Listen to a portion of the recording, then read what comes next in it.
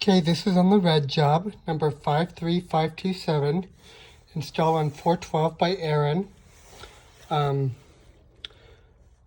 So this is the house in Provo.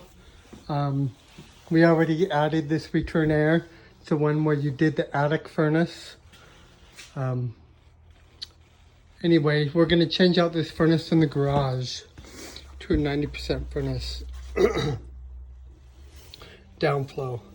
Okay, so the new furnace will sit on a base, so I'll make a 6-inch adapter, 6-inch tall, and it'll be the same footprint.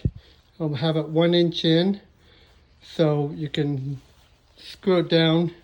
And he said, make sure you seal it really good because this isn't sealed at all, and he was complaining about that. Existing. But anyway, so I should sit 2 inches from the wall, same footprint. Then the coil, then the furnace. Then I have just a 3-inch fitting, offsetting 1 inch, so we can get the filter out in front of this, because this sits 3 inches from the wall. And then a filter box, 20 by 25 filter box. Then a 3-inch fitting, and then a canvas. So cut line just right here. Okay. Okay, so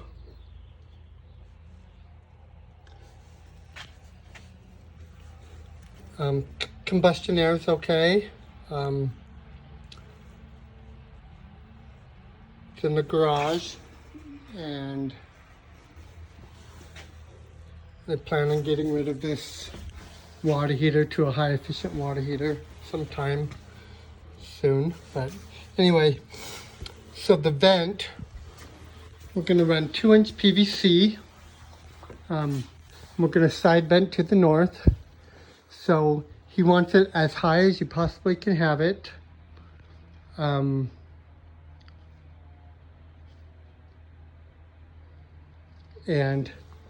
so I told him 1/4 inch per foot slope.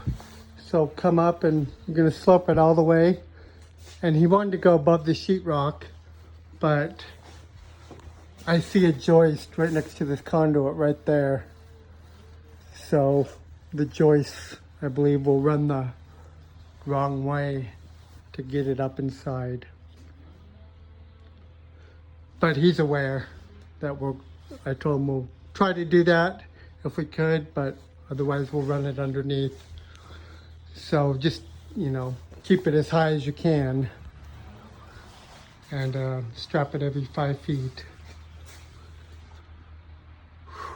Okay, to a flat termination on the side. So on the side, it's just all flat here.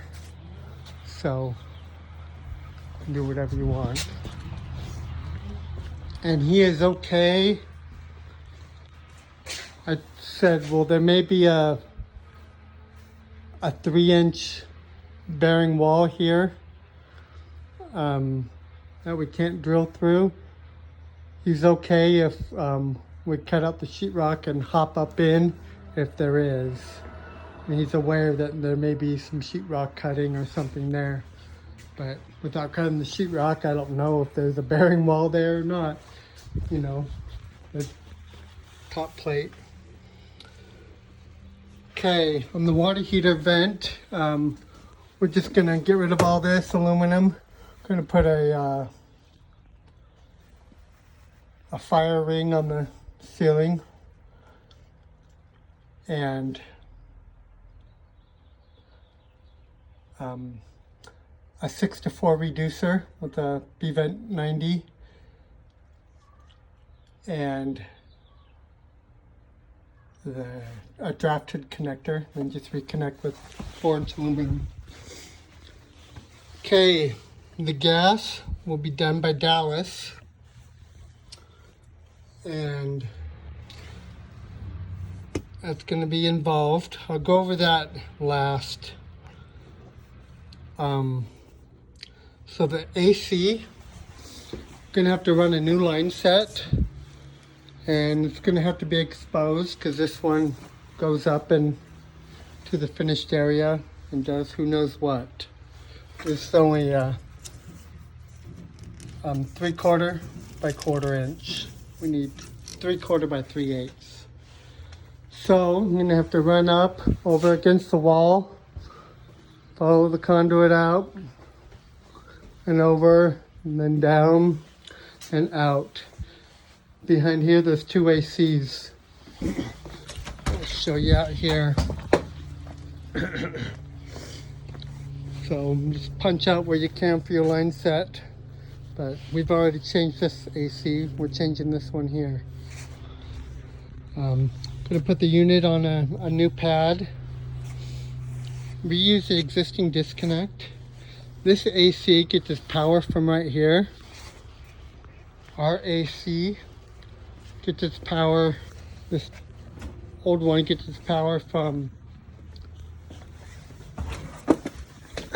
this panel in the garage. So the electrician's going to have to come switch out this breaker. It's this one right here.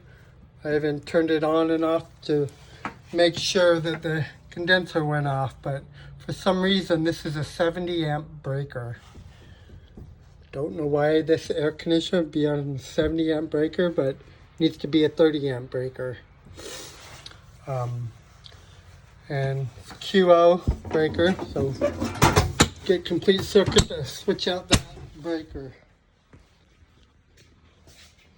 Okay, let's see what else.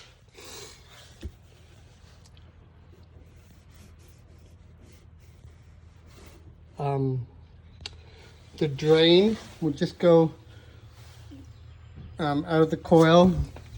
I'll give you a P-trap. It's in the garage, but when they've got all the water here, so I don't think it'll freeze there. But I'll give you P-trap, and this is just a French drain, so you know I warned him, keep an eye on it, because a lot of times they don't work. If it doesn't work, we'll have to upgrade to a condensate pump when he gets a humidifier in the future. But for now, just drain into that French drain. Okay, thermostat. Gonna put on an S30 thermostat. Power, I'll give you a new box switch and cover for the power. Okay, so the gas.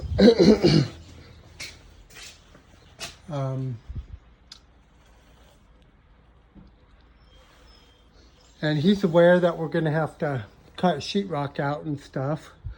But right now, this gas line goes up. I'll show you up there. I'm not quite sure what it does here, but it tees and ties in to this one somehow. But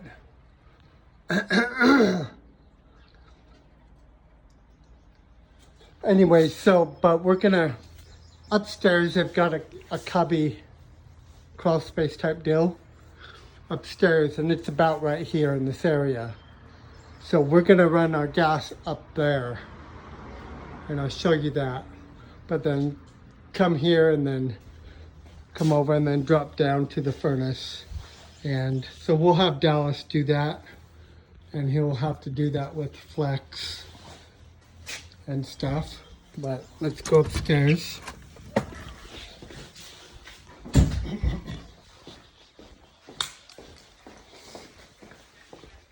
So here's the thermostat. You're going to switch this out to a S30.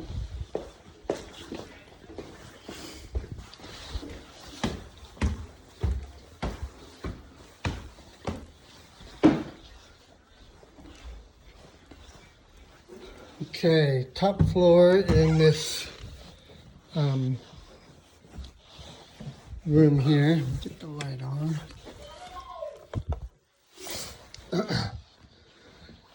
Okay, there's a middle column, a pillar here, and they want to get rid of this. So they're gonna, in the future, put a high efficient water heater in, but in here they've got the gas line and a flue.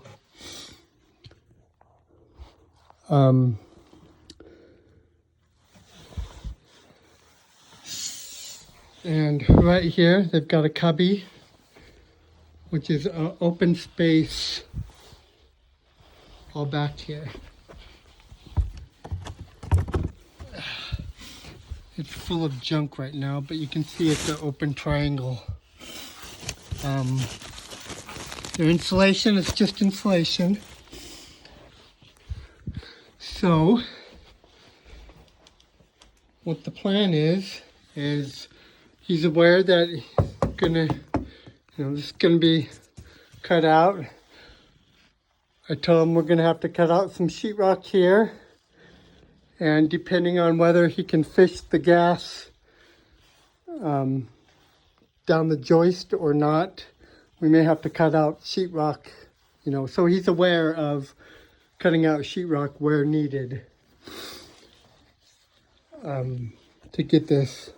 But we just want to connect to the gas line up here with flex, and run our flex down over here and into the cubby, and then drill down and drop down into the garage, and then re-hook up the gas, in the garage.